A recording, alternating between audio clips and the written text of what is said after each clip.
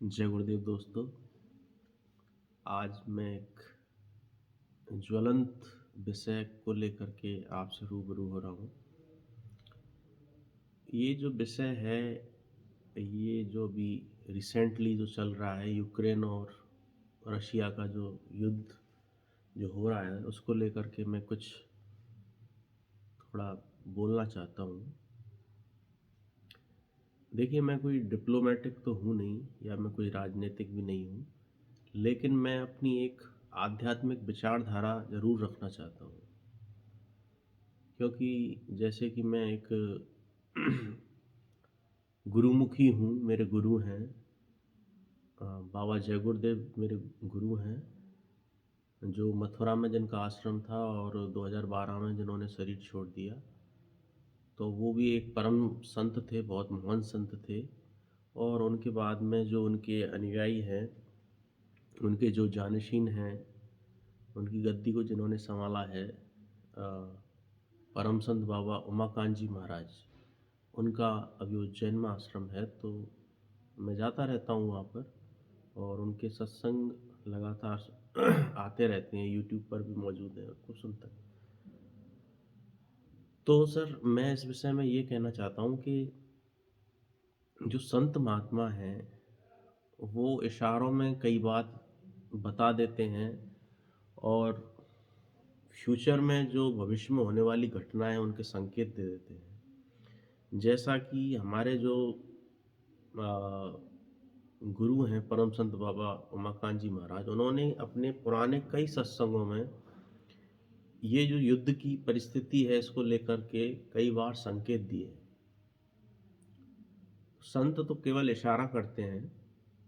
तो उन्होंने बताया है कि जो विश्व है वो इस टाइम जो भी जो जो समय चल रहा है, अभी नहीं, 1-2 साल पहले से ही जो समय चल रहा है, तो एक युद्ध होने की आशंका बहुत ज़्यादा है।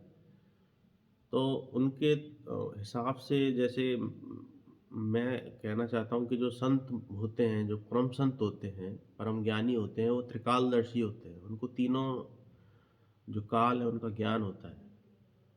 तो उन्होंने कई बार ये संकेत में बताया कि विश्व युद्ध होने के चांस हैं।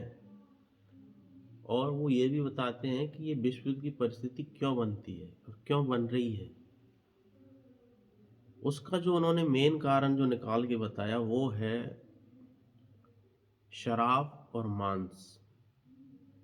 फॉरेन कंट्रीज जितनी भी हैं, इंडिया को छोड़ कर के जो और देश हैं, ज़्यादातर देशों में आप देखोगे कि वहाँ का जो प्रमुख खाना पीना है वो शराब और मांस है। वहाँ पर शाकाहारी तो बहुत कम खाते हैं खाना। वेजिटेरियन फूड पर वो बहुत कम फोकस्ड है। वो ज़्यादातर जो नॉन वेज है उसका ही सेवन करते हैं। और आध्यात्मिक दृष्टि से अगर देखा जाए तो हमारे जो गुरु जी हैं वो यही बताते हैं कि जो मांसाहार है वो इंसान का भोजन है ही नहीं। और मांसाहार करने में जो जितना पाप लगता है, जिस जानवर को हम मारते हैं, उसकी हत्या करते हैं और उसका जो मांस खाते हैं, तो उसका जो पाप लगता है उसके विषय में तो फॉरेन में तो लोग बाग उस विषय में कुछ सोचना ही नहीं चाहते। उन्होंने तो उसको एक खाना मान ही लिया है कि ये हमारा खाना है। जबकि संत महात्मा कहते हैं कि खाने के लिए तो उन्होंने शाकाहार बनाया, जैसे अनाज बनाए, दूध दही घी बनाया। तो ये इंसान को खाने के लिए बनाया, लेकिन इंसान क्या खा रहा है आज? मांस खा रहा है। गौ हत्या हो रही है, ठीक है, जानवरों की हत्याएं हो रही हैं। तो गुरु महाराज कहते हैं कि जो उनका खून इस धरती पर फैल रहा है, जो हत्याएं हो रही हैं और उनका जो जीव हत्याओं के बाद में जो खून फैल रहा है, तो धरती माँ उस खून से बहुत दुखी है। धरती माँ बहुत दुखी है और वो परिवर्तन चाहती है। तो वो बताते रहे हैं पुराने सत्संग में। अगर आप चाहेंगे तो मैं उनकी डिटेल भी डाल सकता हूँ, डिटेल भी शेयर कर सकता हूँ कि उन्होंने पुराने सत्संगों में कहा है ये बात कि अगर आप अभी नहीं बदले, अभी आपने चेंज नहीं किया, तो जो माफ़ी का समय है वो निकल जाएगा और बाद में जो परिस्थिति बनेगी, उसमें आप कुछ नहीं कर पाओगे। उसमें सिर्फ़ कुदरत करेगी जो भी है, और कुदरत अपना न्याय करेगी, और उसमें बहुत बड़ी जनहानि होगी, लोग बहुत मरेंगे। ऐसे संकेत संतों ने दिए हैं। और हमारे जो गुरुजी थे, जय गुरुदेव बाबा, जो मथुरा में थे, उन्होंने भी अपने समय में 75 से लेकर के और उससे पहले भी, बाद में भी, उन्होंने ये संकेत देते रहे वो, कि आगे समय खराब है। तो ऐसा कहा जाता है कि संत वचन पलटे नहीं, पलट जाए ब्रह्मांड। तो जो संतों के जो वचन होते हैं वो कभी भी गलत नहीं हो सकते, ऐसा मैं मानता हूँ और मैंने ऐसा अनुभव किया है। मैं खुद प्रोफेशन से डॉक्टर हूँ, एजुकेशन में मैंने हायर स्टडीज़ की हैं, सब कुछ किया है। लेकिन सच्चाई यही है कि आध्यात्म से बड़ी कोई भी चीज़ नहीं है। आध्यात्मिक जो ज्ञान है वो सभी ज्ञानों से ऊपर निकल कर के होता है। तो दोस्तों, आज जो स्थिति है, आप देखिए, रूस और यूक्रेन से ये जो इस परिस्थिति बनी, आज ये अब पूरे विश्व को विश्व युद्ध की तरफ ले जा रही है। अगर हमारे, जैसा कि हमारे महाराज जी ने ये भी कहा था सत्संग में, मुझे खूब ध्यान है और मुझे स्मरण हो रहा है ये, कि अगर किसी राष्ट्र के जो जो संभालने वाले जो राष्ट्रपति हैं, उनकी अगर बुद्धि कुछ खराब हो गई और बटन दब गया, तो परमाणु बम कहाँ गिरेगा किसी को नहीं पता। तो बुद्धि खराब होने का कारण क्या है? बुद्धि खराब होने का कारण है शराब और मांस। शराब और मांस जो लोग खाते हैं, उनकी बुद्धि तामसिक प्रवृत्ति की रहती है। उन उनमें क्रोध बहुत ज़्यादा होता है, उनमें सात्विकता नहीं होती, उनमें दया नहीं होती। वही परिस्थिति आज आप देख सकते हैं कि एक बटन दबते ही कब पूरा विश्व इस युद्ध की चपेट में आ सकता है, ये स्थिति आज देखने को मिल रही है। मैं आज सुबह से समाचार देख रहा था। तो दोस्तों, मेरा जो हृदय सबसे ज़्यादा दुखी तब हुआ जब मैंने वहाँ, जब युद्ध में जो छोटे बच्चे और औरतें हैं, उनको शेल्टर हाउस में या फिर बंकरों में या फिर जहाँ भी वो शरण लिए हुए हैं, उनकी स्थिति देखी। छोटे छोटे बच्चे जो गोदी में हैं और जो जो माँ का दूध पी रहे हैं, बताइए, उनकी जान की कोई कीमत लगा नहीं पा रहा है। तो दोस्तों, क्या इंसान की जान की कीमत नहीं होती कुछ? इंसान की जान की कीमत अगर ये पहचानते तो इस तरह का युद्ध का माहौल नहीं बनाते। तो दोस्तों, मैं ज़्यादा तो खैर इस पे बोलना नहीं चाहूँगा, क्योंकि बोलने को तो बहुत कुछ है।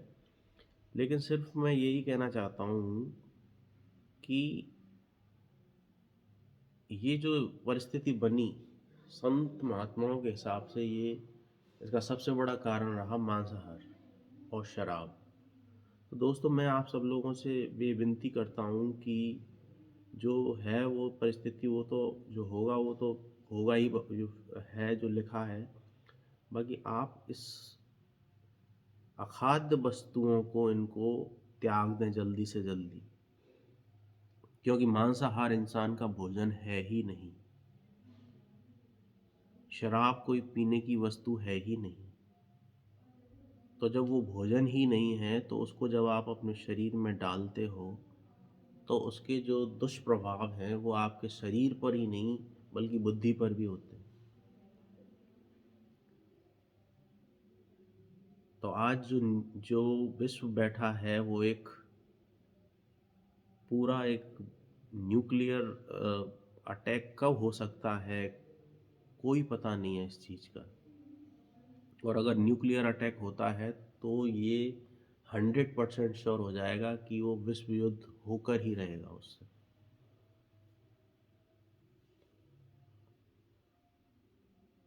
तो दोस्तों, मैं तो बस आपको एक आगाही कर सकता हूँ, क्योंकि हमारे गुरु महाराज ने पहले ही ये बात कही थी कि देखिए,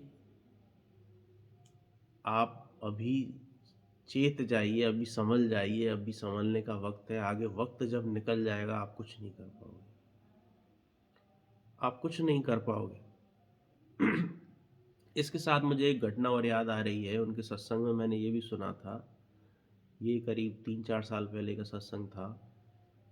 तो उन्होंने बताया था कि विदेशों में जो रह रहे हैं जो लोग, भार भारतीयों के लिए मोस्टली ये बात कही थी, तो वो या तो विदेशों से आ जाएं, या फिर जब भी उनको कुछ संकेत मिलता है थोड़ी सी भी, तो वो वहाँ से छोड़ दें। नहीं तो ऐसी स्थिति आ जाएगी कि आप चाहकर भी वहाँ से निकल नहीं पाओगे। तो आज जो यूक्रेन में अपने इंडियन स्टूडेंट जो फंसे हुए हैं, आज वो चाहकर भी वहाँ से निकल नहीं पा रहे हैं और जान के लाले पड़े हुए हैं। तो दोस्तों, संतों की कोई बात गलत नहीं होती, ये मैं खुद के अनुभव से कह रहा हूँ। इसलिए मेरा तो आप लोगों से एक ही कहना है कि आप सबसे पहले तो शाकाहारी हो जाएं, शराब जैसी गंदी वस्तु को पीना छोड़ दें, और मांसाहार से तो आप इतने दूर हो जाएं कि कोसों दूर हो जाएं।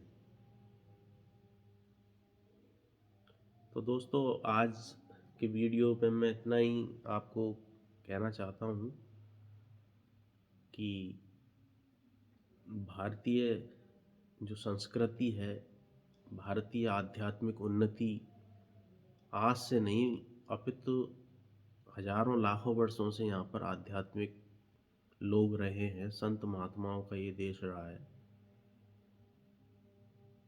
तो देखिए, संतों ने तो यहाँ तक भी कहा है कि अगर विश्व युद्ध हो भी जाएगा और हो जाता है, तो भी कोई भी शक्ति, महाशक्ति भी जो विश्व में जो परमाणु बम है या फिर जो भी है, भारत का कुछ नहीं बिगाड़ सकते। क्योंकि भारत में इतनी आध्यात्मिक शक्ति उन्नत है। यहाँ के जो जो महात्मा हैं, जो संत हैं, वो इतनी पावर आज भी रखते हैं कि वो इसको कुछ भी बाल विवाह का नहीं होने देंगे। ऐसे संकेत महात्माओं ने दिए हैं।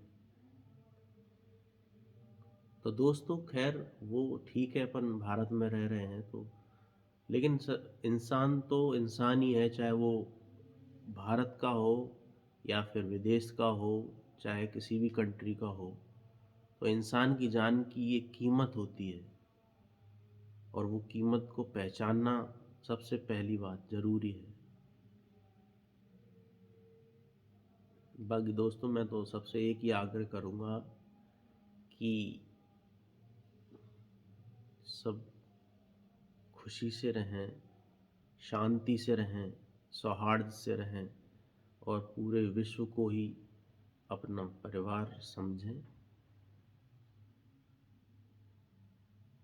इसी के साथ मैं ये वीडियो क्लोज़ करता हूँ। जय हिंद, जय भारत, जय गुरुदेव।